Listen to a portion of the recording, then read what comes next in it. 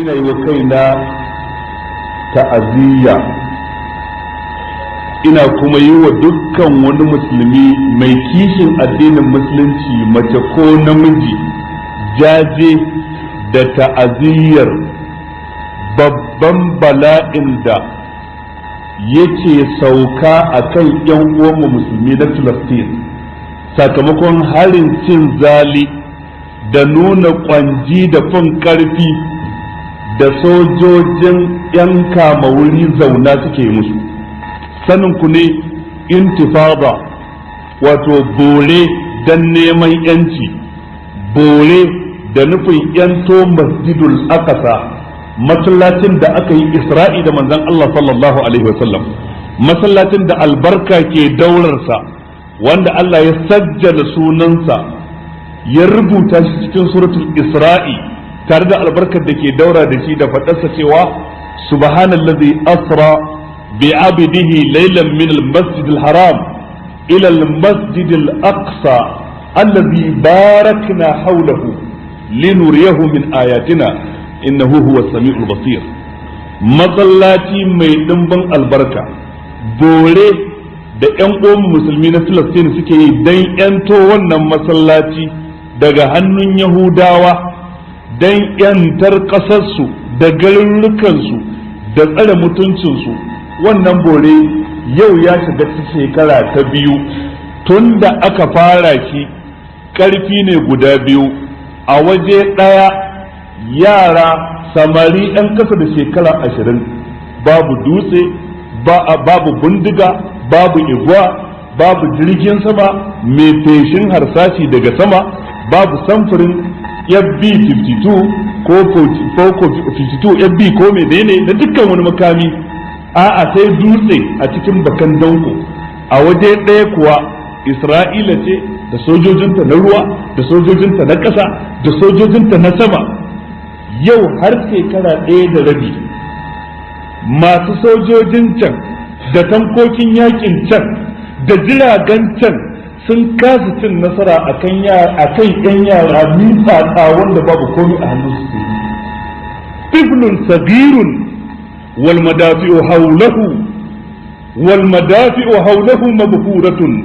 wal ghasimuna tabarramu fi jaybihi hajarun wa tahta hizaihi hajarun wa wajhu aduwwihi mutawarrimu sakata ar-rasasu aya hijaratu haddithi anna al-aqidata quwwatun la tuhzamu. Yara ƙanana ba komai sai dutse a hannunsu. Yau shekara biyu ana fafatawa, ana bugawa, sun ƙija da baya, sun ƙi gudu. Manufar Isra'ila yawan kisan da za ta yi,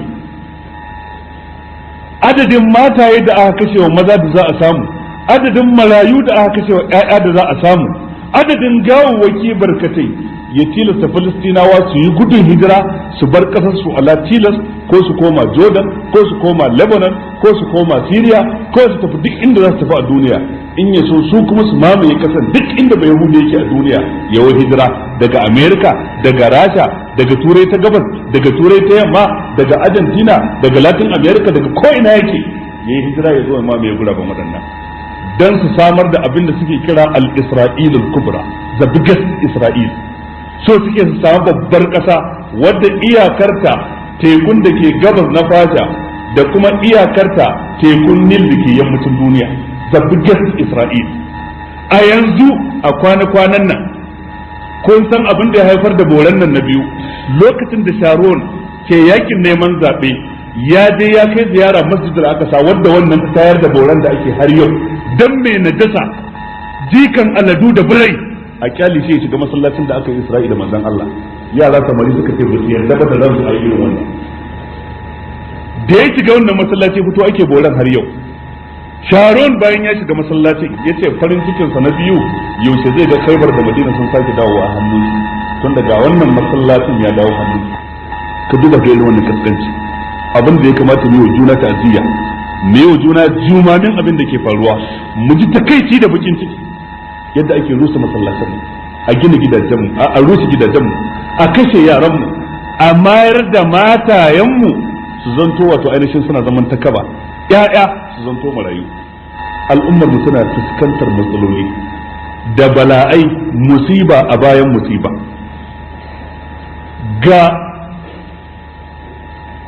Gawakin mu nan a ko'ina a cikin duniya, a Afghanistan, raunukan mu ga sunan a ko'ina, a Kashmir ne, a Chechnya ne, zaman makoki a ko'ina tun daga yankin Balkan har ka sake shigowa ka taho ka tafi kowane yanki na duniya. Mun wayi gari al'umma kaskantacciya, al'umma wulakantacciya, da'ifa, ajiza, mara karfi. Kowane shashasha sai ya kawo mana hari, kowane ɗan ta'adda al'ummar mai ke latsawa. An halatta gidajenmu da gonakinmu a waɗansu yankunan na duniya har da matanmu. Al'ummar da dukkan al'ummomin duniya suke mata kallon hadarin kaji, Yahudu da Nasara da yan addinin Hindu da yan addinin Buda a Bama da Thailand da kuma Turai ta gabas, duk kowa ya lakacewa wannan al'umma hanci, ya mata kallon hadarin kaji. Wani irin kaskanci ne, wani irin wulakanci ne. Al'ummar da take mallakar dukkan wani sababi na a ci nasara a hannunta ta fuskar yawan adadi, magana ce ake ta miliyan so miliyan adadin musulmi a duniya, miliyan so dubu da wani abu adadin musulmi a duniya, miliyan so 1800, wato biliyan 1.800. Alƙaluman da kafirai ne suka bayar sun ce wannan shine adadin musulmi a duniya. Amma Yahudu da yawansu duk da dungushen da suke bai wuce miliyan 6 ba, suke mana wannan kaskanci, suke tursasa mu, suke ce mutuncin mu. Al'ummar da aka saukar mu mafi girman littafi shine alqur'ani, al'ummar da aka turo mata mafi girman jakada shine shugaban mu annabi Muhammad sallallahu alaihi wasallam. Al'ummar da farkonta, al'ummar ta na farko a karnin annabi da na sahabbai da tabi'ai da tabi'ut tabi'ina ta tabbatar da adalci, ta kai farmaki gabas da yamma da kudancin duniya, ko ina sai ta yada duniya, ta rushe manya-manyan daulolin kafirci, ta tsayar da daular musulunci a fulotinsu, ta tabbatar da adalcin rayuwa, kowa ya ji daɗi, musulmin da wanda ba musulmi ba ya inwatu da inuwar shari'ar musulunci. Amma a yau kuma wannan al'umma ta waye gari kowa na iya ƙetara mata iyaka da daddare ko da rana a duk lokacin da ya ga dama. Ta waye gari wanda baya da kokowa ma na iya taya mata haja a duk lokacin da ya ga dama. Dan me ake zubar da rayukanmu, ake rushe gidajenmu, ake karkashe mu? Akwai bambanci mai yawan gaske tsakanin musulmin farko na da, na lokacin sahabbai da tabi'ai da tabi'ut tabi'in da wanda suka biyo bayan su, da ko musulmi na yau. Duk da sunan musulunci ya haɗa mu, bambancin mu da su shine riko da musuluncin a aqidar zuci, riko da musuluncin a aiki na ibada, riko da musuluncin a cikin mu'amalar rayuwa, saye da sayarwa, auratayya, sarkuntaka, zama na makwabtaka, zama tsakanin wani da wane, riko da koyarwar addini. Ba su tashi sai addini ya ce a tashi, ba su zauna sai ya ce a zauna,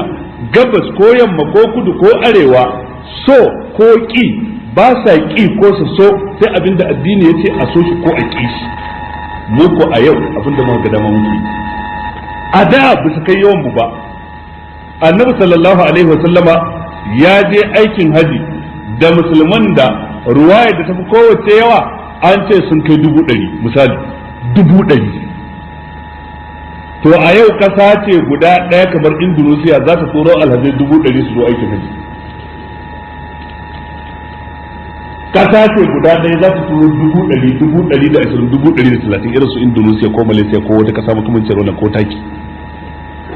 Daga Najeriya duk da kare wanda ake tattalin arzikin kasa da wanda suka je kan kaida da wanda suka je ba kan kaida ba ka rasa 60,000, 70,000, 80,000 duk da wannan kare da ake fama da ita tattalin arzikin kasa. Ka duba lokacin musulman can na farko ya yawan sai yake, ka duba adadin mu na yanzu. Daular da annabi ya kafa musulunci da ita gaba daya a yau kila ba ta fi al'ummata ba ta kai yawan al'ummar da local government ko municipal ko kuma gwal local government ko fage ko nasarawa ba gaba ɗayan su a wancan lokaci. Amma suka kuma mai duniya suka asusun duniya. Yau gashi mun cika ko ina gabas da yamma kudu da arewa, amma kuma a lokacin muke ganin kaskanci da wulakanci. Ko da sunan mu ya zama ɗaya mu musulmi ne, aqidar mu ta san bamban da tasu, gaskiyar mu ta sha bamban da tasu, aiki da kwazo da himmansa ya sha bamban da namu. Wannan ne ya kamata mu kalla mu zura musu ido da kyau. Mu sani ya ƴan uwa, ubangiji ta'ala ya alƙawli ga mummunai da nasara a cikin da dama daga cikin ayoyinsa. Wa laqad sabaqat kalimatuna li ibadina al-mursalin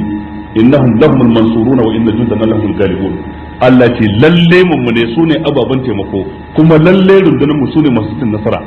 Alkawali ne akan mu taimaki mummunai, alkawali ne akan mu tsamar da mummunai. Manzon Allah ya akkada wannan a cikin da yawa daga cikin hadisansa. Kaɗan daga cikin su manzon Allah sallallahu alaihi wasallam yake faɗa cikin hadisin da Tamimud Dari ya jiyo daga kunnansa daga bakin manzon Allah. Manzon Allah cewa la yablughanna hadha al-amru ma balagha al-layl wan nahar. Yana magana a wannan lokacin su sahabban yan kaɗan ne, amma ke cewa wannan musuluncin da kuke gani sai ya kai inda rana ke kaiwa, sai ya kai inda dare ke kaiwa. Ma'ana dukkan wani yanki da dare ya lullube, dukkan wani yanki da rana za ta haska, sai addinin musulunci ya kai ta. A lokacin ganin suke mafarki ne. Ya kara da cewa sallallahu alaihi wasallam la yatruku Allahu baita madarin wala wabarin. Allah ba zai taɓa barin wani gida na dutse da dutse, block da block, ko kuma wani gida na tsumma da tsumma, ko danga da danga, ko yayi da yayi, ba zai taɓa kyale wannan gida ba illa adkhalahu Allahu hadha ad-din, fa sai Allah ya shigar da wannan addinin cikin sa bi izzi azizun aw bi zulm zalim. Ko da bunkasar mai bunkasa da block, ko kuma wani gida na tsumma da tsumma, ko danga da danga, ko yayi da yayi, ba zai taba kyale wannan gida ba illa adkhalahu Allahu hadha ad-din, fa sai Allah ya shigar da wannan addinin cikin sa bi izzi azizun aw bi zulm zalim. Ko da bunkasar mai bunkasa, ko da kaskancin wanda zai kaskanta. Bunkasar mai bunkasa musulmi wanda yake ya tazu bidini, kaskancin wanda zai kaskanta shine kafiri da rike kafirci a hannunsa. Ma'ana ko ana ha maza ha mata sai hakan ta yi. Izzan yu'izzu Allahu bihi al-islam wa dhullan yuzillu Allahu bihi al-kufr. Daukaka ce da Allah zai dauka musulunci da ita, kaskanci ne da Allah zai kaskantar da kafirci da shi. Wannan hadisi Imam Muhammad da rawaito shi. Irin waɗannan alkawalulluka na Qur'ani ko hadisi gaskiya ne, amma abin da za ka iya cewa shine abin da yake faruwa yau a gabas da yamma da kudu da arewacin duniya, ya an gudunta da waɗannan alkawali da Allah ya cikin alkur'ani, za mu ga sun cikar da juna. Shin kenan Allah ya yi alkawali bai cika ba? A'a, babu yadda ubangiji alkawali bai cika ba. Me ke faruwa? Alkawalullukan nan da Allah ya yi, duk da a wani wuri ya kawo alkawalin kawai ya ce mummunai ya yi shiru, to amma a cikin waɗansu ayoyi da hadisai ya kawo alkawalin tare da sharadi. Idan mun cika wannan sharadi, to alkawalin Allah na nan. In mun kasa cika wannan sharadi, to alkawalin Allah zai mana jikin zuwa. Taimako da agaji ba zai zo mana ba sai lokacin da sharuɗa suka cika, irin waɗanda in an cika su taimako da agaji ke zuwa. Yanzu ga misali aya ɗaya, Allah ce wa'adallahu alladhina amanu minkum wa amilus salihati la yastakhlifannahum fil ardi kama istakhlafa alladhina min qablihim wa la yumakkinanna lahum dinahum alladhi irtada lahum wa la yubaddilannahum min ba'di khawfihim amna. Yace Allah ya alƙawli ga waɗanda suka yi imanin cikin ku, lalle zai halifantar da su a ban kasa, ya ba su mulki kamar yadda ya halifantar da waɗanda suke kafin su, zai tabbatar musu da addinin su wanda ya yarda cewa shi za su yi, zai musanya musu dukkan wani tsoro ya zama kwanciyar hankali da walwala da zaman jin daɗi. Haka Allah ya yi wannan alƙawarin da da karfafa, amma bai shiru ba sai ce ya abuduna ni la yushrikuna bi shay'a. Amma ba da sharɗin za su bauta mun ba za su haɗa ni da wani ba. Kaga anan wani sharɗi ya fito na sai in ba ma kusa. To in ka ba ayoyi sai ka zakulo irin waɗannan sharɗa, ka zakulo irin wannan sharɗa. Kuma in ka kalli rayuwar mu, duba na adalci, masu mulki da inda ake mulka, tun daga talakan talau zuwa sarkin da za a ce masa shine bunkasashen sarki, ko mai mulkin da za a ce bunkasashen mai mulki, ka kalle mu ka gani yaya kusanci ko nisantakar mu take da koyarwar addini, ya muke aiwatar da wannan addini a tsakanin mu da Allah. Ga waɗansu al'amurra kamar guda uku da zamu da ko hudu, waɗanda kowanne sababi ne da ke jawo al'umma ta kaskanta. Sababi na farko, idan al'umma ta mummunai ta rike wani daga cikin kafiri a matsayin abun kauna, abun so, take neman kusanci zuwa gare shi, take neman yardarsa a madadin neman yardan Allah, ko neman yardan manzon Allah ko neman musulmi yan uwanka su yarda da kai sai ka bige da neman wani kafiri ya yarda da kai wani arne ya yarda da kai a cikin gida ko a wajen gida a kasarka ko a wata kasa wadda ba ta kasarka ba yin haka din son kafiri din goyen bayansa din wannan sabawa Allah ne kuma ɗaya ne daga cikin ababen da ke kawo al'umma kaskanci. Allah ya ce ya ayyuhal ladzina amanu la tattakhidhu al-yahuda wan nasara awliya ya wadanda suka yi imani da dai kar ku riki ba yahudi ko kirista a matsayin wali abun so abin kauna wanda zaka taimaka masa ka agaza masa ka fifita shi akan dan uwanka musulmi an ce kar ne haka Allah ya faɗa mana haka karra kar me haka to ka duba dukkan shugabanni na daulolin musulunci a yau suna neman yardan Amerika ne ko yardan Rasha ko yardan Ingila ko yardan har su Belgium ba wai ana neman yardar su har su Belgium miskina ana neman yardar ta har su Holland duk sun yi mana mulkin mallaka sai ga kasa kaskantacciya a turai ta mamaye kasa wadda ta fi kowace girma ma cikin kasar musulunci a duniya yanzu ka duba Indonesia ita ce kasa mafi yawan musulmai a duniya amma waye mata mulkin mallaka Holland daga sunan Holland ma ka san ba komai bace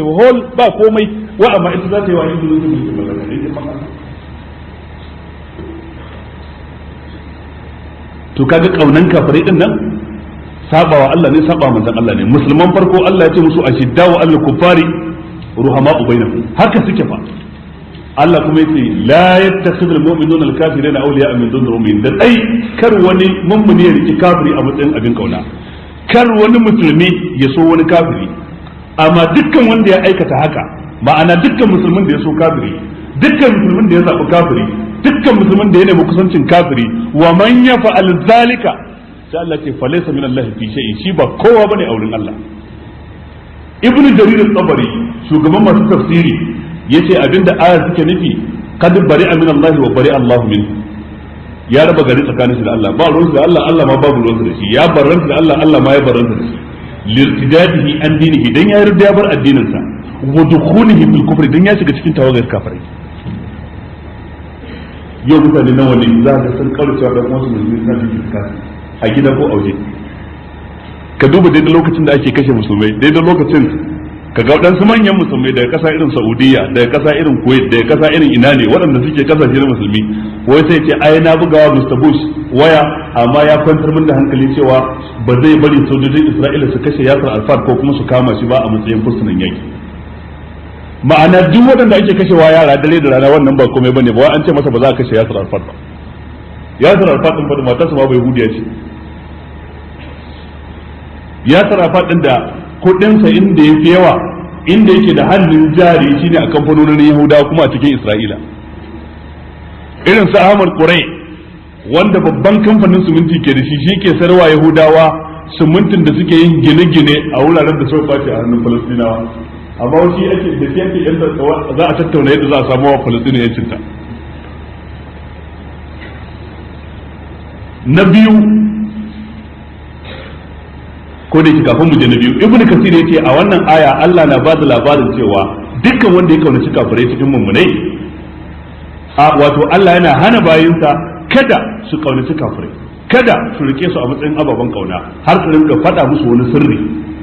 su kyale mu ne yan wansu abu na biyu yadda da kafirai da rashin yi musu inkari kan kafircin su a wani lokacin ma har yanzu an samu waɗansu da suke cewa a daina cewa kafirai an kausa sai dai a ce waɗanda ba musulmi ba saboda idan kace kafiri ko bayahudi ko arni ko munafiki ko zindiki wai ka kausa sai dai kace wanda ba musulmi ba a yanzu a cikin musulmi akwai masu wannan kira wa an zafa fa da yawa in an ce kafirai Allah ne bai rada mun sunan yace kafirai ne su qul ya ayyuhal kafiruna wani yazo ce a'a kar ku ce kafirai ka tsananta sai dai kace ya ku waɗanda ba musulmi ba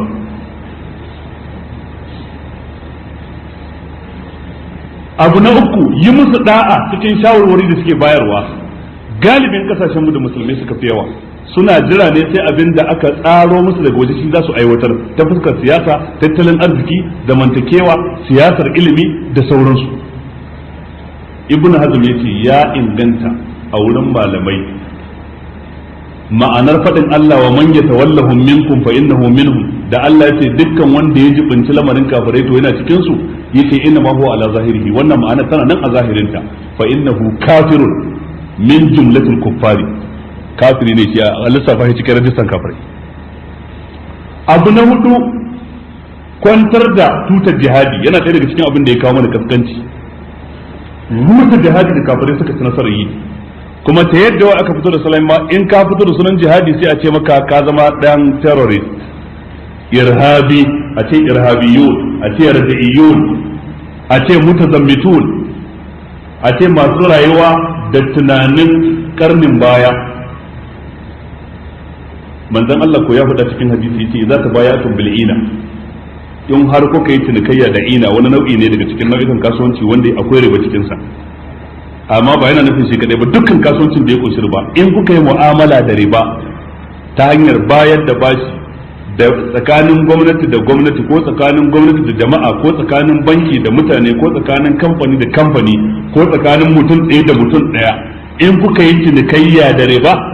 wa akhadtum aznabal baqari kuma kuka fake a bayan jelar shanu, ma'ana ba abinda kuka damu da shi sai kiyo da haɓaka arzikinku da noma, wa raditum bil zar'i kuka yadda da noma, wa taraktumul jihada kuka kyale jihadi ba kwa yin sa ba kwa kira ayi shi, in har kuka yi waɗannan al'amura sallallahu alaikum zullan Allah zai jeho muku da wani kaskanci la yanzu ta tarjiu ila dinikum ba zai cire ba har sai kun koma kan addininku. Ya'yan uwa,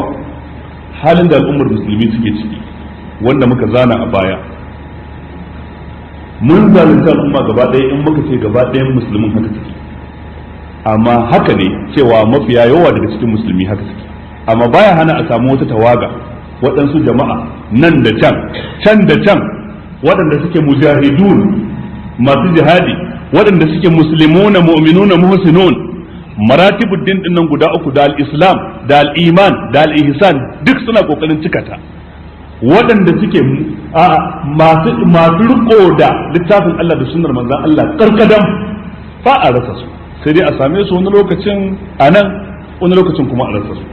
wani lokacin a same su da yawa wani lokacin a same su kaɗan, a same su a wani yanki na duniya a wani wuri a rasa. Wannan kuma alkawali ne na manzon Allah sallallahu alaihi wasallam da ya faɗa cikin hadisi yace la tazalu ta'ifatun min ummati zahirina ala al-haqqi hatta ya'ti amrullahi wa hum zahirun. Ba yadda za a yi wata tawaga cikin al'umma ta bushe, ba za ta bushe ba wata tawaga cikin al'umma tana nan tana gugurmiya wajen tabbatar da gaskiya har al'amarin Allah ya zo musu suna nan akan haka ba za su canja ba. A wata riwayar sai yace wanda ya saba musu ko ya ki taimakon su ba zai cutar da su da komai ba ruwan. In ka zo an shiga gwagwarmaya da kai wa kanka gata, in ka koma baya kanka ka cuta ba zai hana yan gwagwarmaya ba sai da addinin musulunci, ba zai hana masu jihadi ba, kai kuma ka zauna ka more kar ka mutu, su kuma su tafi jihadi su mutu, kai kuma a baka tsaron duniya. don haka ya yan uwa, motsi da muke ji a nan da can irin wajen su Taliban, irin wajen su Tanzimul Qa'ida, irin wajen su Al-Ittihad Al-Islami a wato ainihin Somalia, irin su harakat jihadiyya da ake motsi a yanki daban-daban na duniya, dukkanin su wani yunkuri ne na samar da wannan al'umma da manzon Allah ce la tazalu ta'ifatun min ummati alal haqq mansura bi iznihi ta'ala. Wannan al'umma tana nan kan hanya,